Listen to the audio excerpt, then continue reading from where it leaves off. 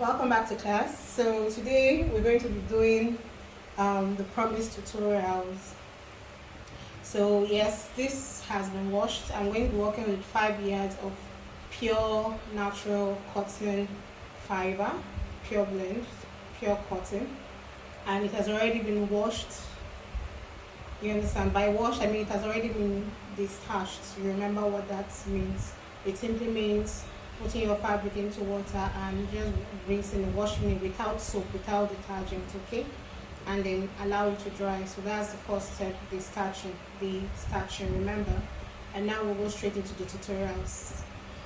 So meanwhile, I've put my wax on fire to melt.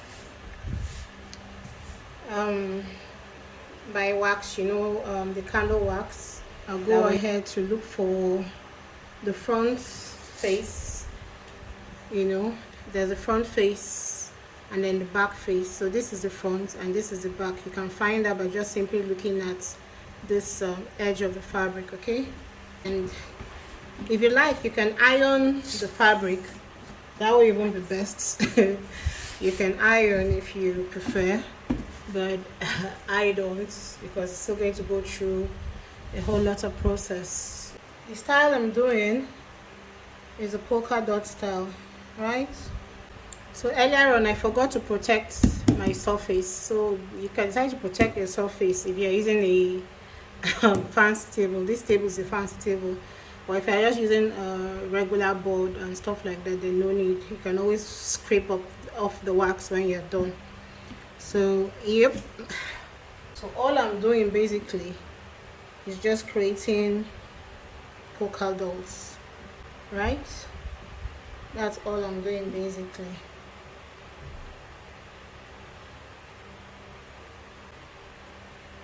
You can space it however you want.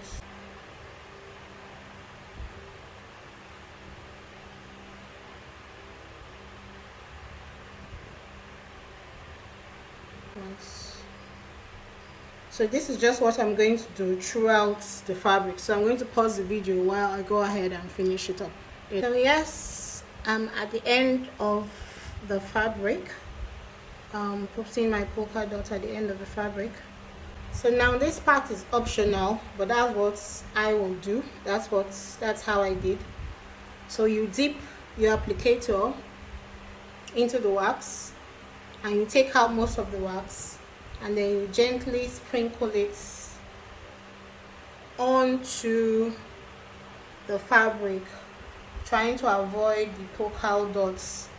You understand? Trying to avoid the polka dots. And you can sprinkle am I hungry for sprinkles? So you can sprinkle as much or as little as you want. You see, I didn't take off most of the wax there, and we got a lot of splash there. So you make sure that you take out majority of the wax out of the applicator before you sprinkle it onto the fabric, okay? Trying to avoid polka dots, but as much as you can, you try to avoid the polka dots, okay? So I'm going to go back with my applicator into the wax, take off most of the wax off the applicator so that I can have control on how I drip this onto the fabric. You see what I'm doing? So I have control because the wax on the applicator is not as much. I've taken out most of the wax, so I have control on where I want the wax to hit and the amount of the wax. But when you have such excess blotches, it's still part of the beauty. That's the beauty of Adire. That's why they say no to Adire. Prints will ever be the same. So I'm going to go off camera and do the rest of the fabric like this, okay? And when I'm done, I'll be back. So See you on the other side. I've been doing. So I've gotten to the end of the fabric. Yes, this doesn't take time. Roughly from the stamping of the first polka dots to the sprinkling of the wax.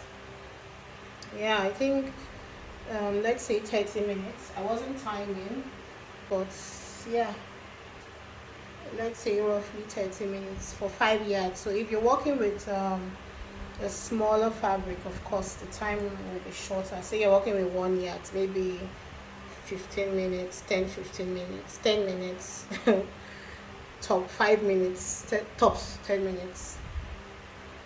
You know, so it doesn't take time. It's a very fast, straightforward and simple process. So yeah, this is what I'm using. This is the applicator. Okay, so yeah, so now we're moving on to the next stage, which is to fold the fabric into our triangle folds. Remember our previous class, I've taught how to fold your triangle fold, so you could watch that for detailed information on how to do that. So for this, I'll go ahead and just fold it. I'll link the video for you to see how to fold the triangle fold, okay, so that we don't spend much time. So now I have folded the fabric into 4. If you watch the video that I linked, you'll see how I folded this. You could pause this and go watch that one. I'll link it up there. So after doing that, the next thing we're going to do is to start folding our angles. Okay, you could start from here, right? You could start from here. Any which one of them is okay. So after you've gotten the first fold, which is this, the first triangle, because this is 5 yards, it's pretty much, so you can't be flipping it and turning it, no. So what you do is you just take that to the back, arrange this, okay. So you saw what I did. Let me repeat. Let me open it back up. I started with an angle, right? And then I flipped it backwards, not forwards, but backwards. So if you watch that video, you understand what I'm doing. The only difference is that this is a wider fabric, okay? So after I flip it backwards, you pull the fabric towards you, and then you bring this up, okay? Remember, we flipped backwards, so now you just pull the fabric towards you so that your angle is facing you again. You understand? I'll be pulling the fabric more and more towards me, okay? So this is facing you, then you follow the natural angle that the fold gave you. You see that? Okay, so the next thing again, you flip it backwards, right? And then you flip it forward, right? Then follow the natural angle that the fabric will give you, okay?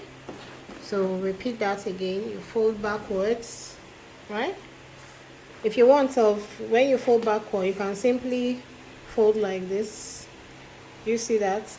So instead of even flipping it this way, you can simply just flip it this way. Follow the angle that it has given you. Then take it backwards again, right?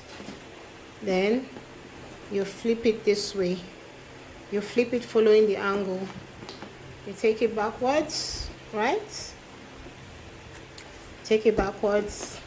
You pick everything, and then you flip it facing that angle.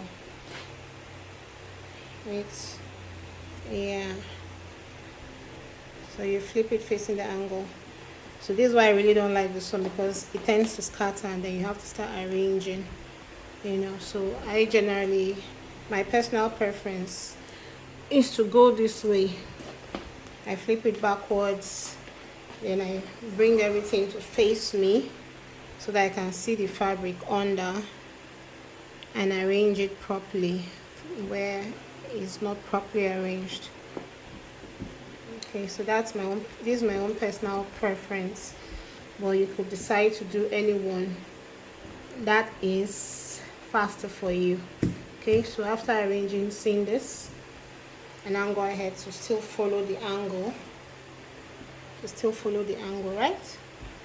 Then I flip it backwards again, arrange this to my sides, and I flip it backwards so that I can see, then follow the natural angle that it gives me, right? Then flip it backwards again. Woo!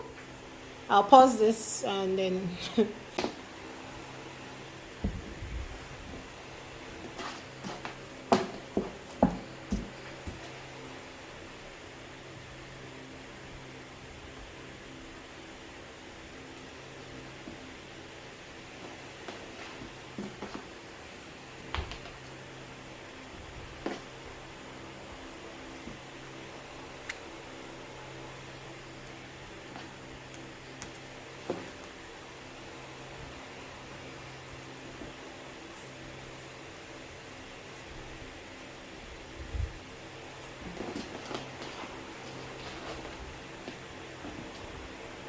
so at the end of the day, this is my pile of mess.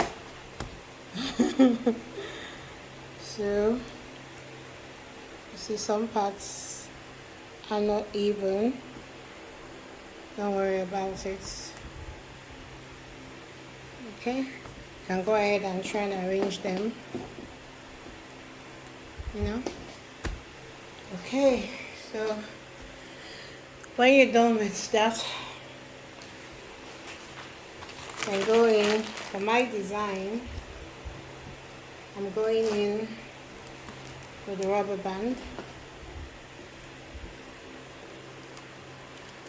and I'll be securing there.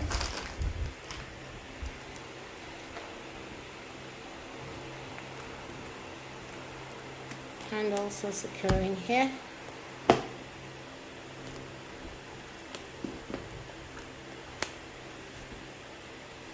So if you watched my video on how to make the triangle fold, you'll see that there are really so many ways. You could do it here, do extra one here, do one here, do one in the middle. You could decide to do only one in the middle and leave the rest. You could do it just this way. You could do this way and then put another elastic here. You can still put more elastics here. So it's entirely up to you and what you want to experiment with. You can play around with it and then, you know, figure out what your best pattern is, and, you know, keep doing that. So don't be stuck to doing just one thing. Yeah, so play around with your designs. I mean,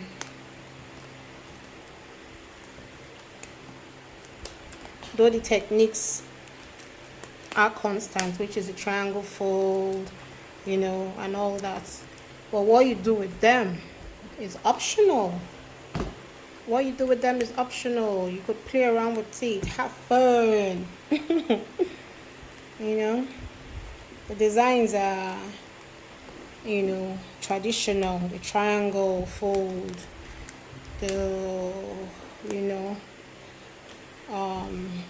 bull's eye, the spirals. They are traditional patterns that you basically can't take away from them, but you can add to them by doing your own thing. You can add to them by doing your own thing. Okay, so I have tightly bond that there. And this is a little bit low.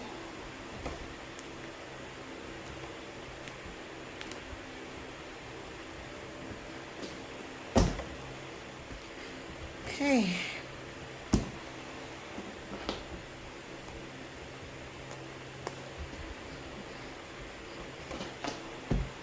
So that's it. So if you want, you could even, you know, bond here, create another different pattern, you know, if your elastic would allow, which it did, you know, dye there a different color, dye here a different color, dye here a different color.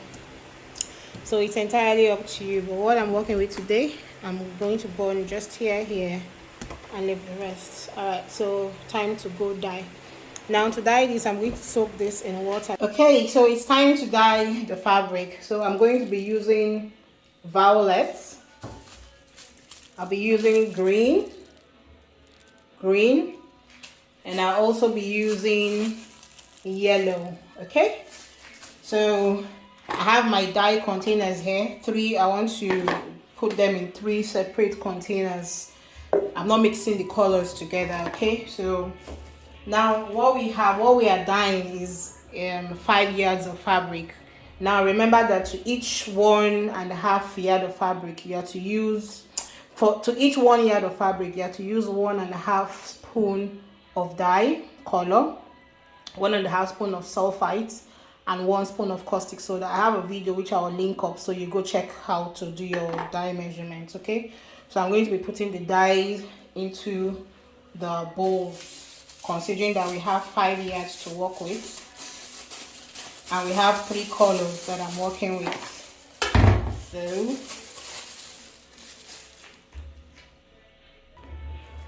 So that'll be my 1.5. This is giving me half. So I'll go ahead and measure out for the remaining colors, then I'll come back. When applying your caustic soda, please be very careful for it not to touch you. Okay, so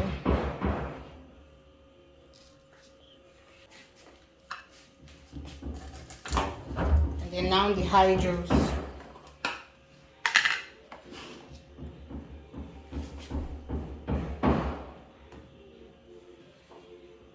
Don't forget to put on your face masks if you're dyeing an area that is airtight.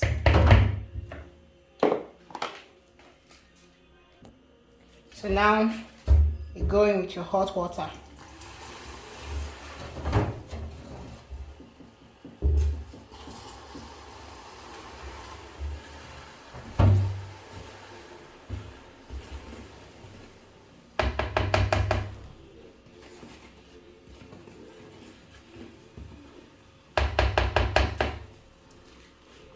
Remember to have your face masks.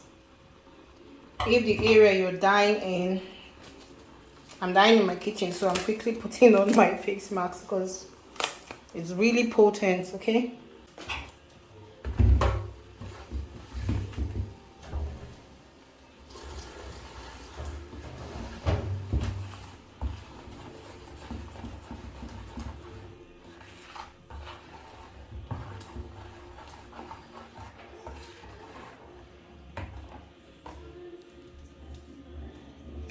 and I'm going in with room temperature water, just your regular tap water.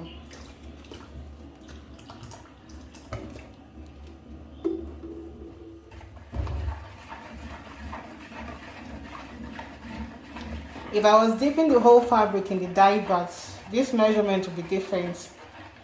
For each yard, it would be either 65 cl of water or 1 liter of water to per yard.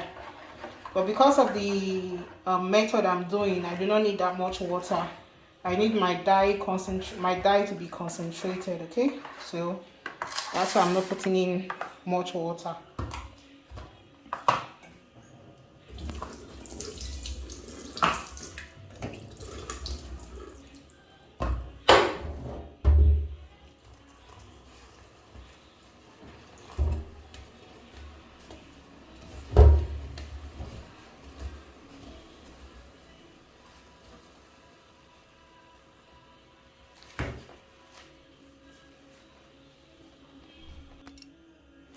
Now I'm going to go ahead to wet my fabric.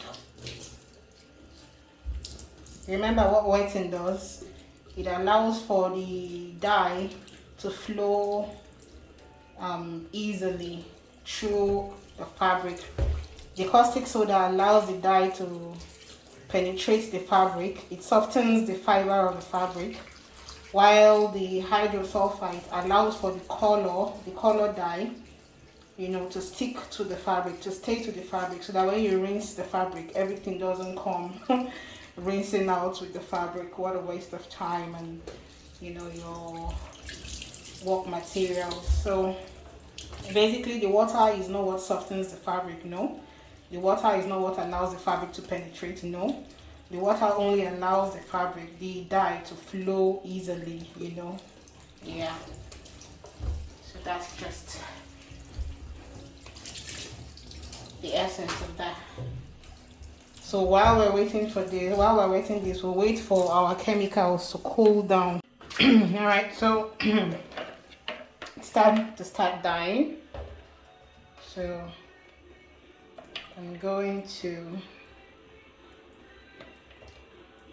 start pouring the dye through onto the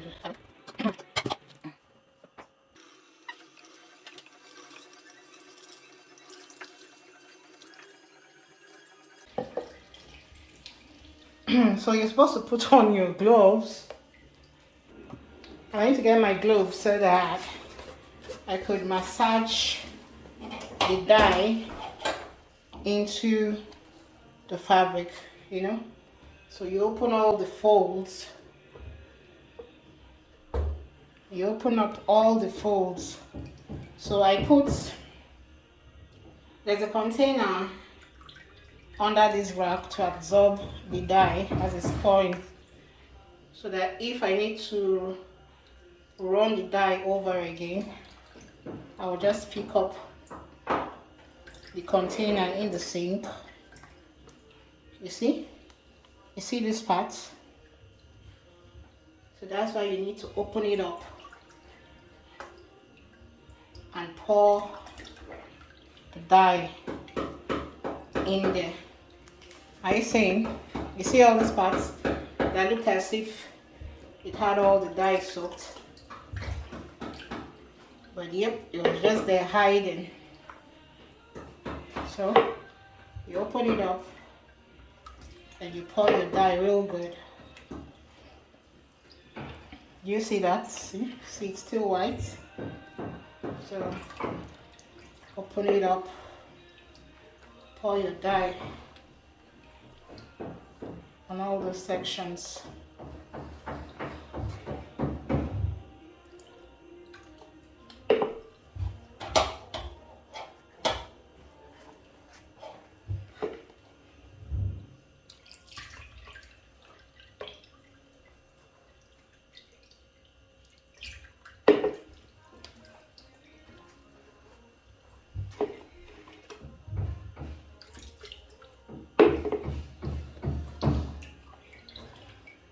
Okay, so I'm done with that section.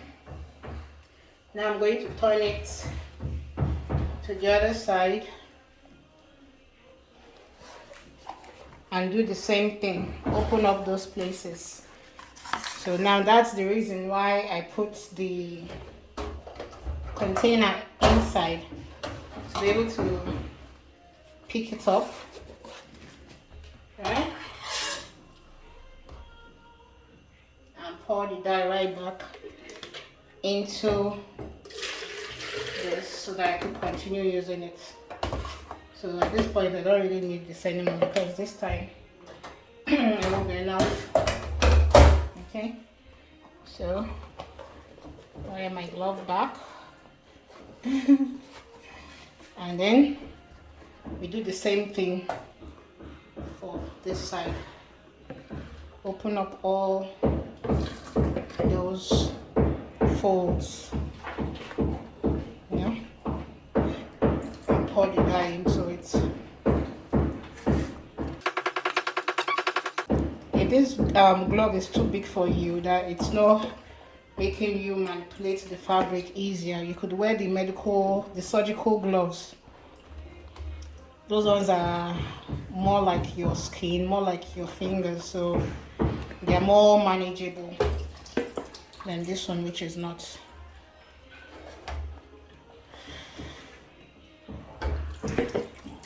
Okay.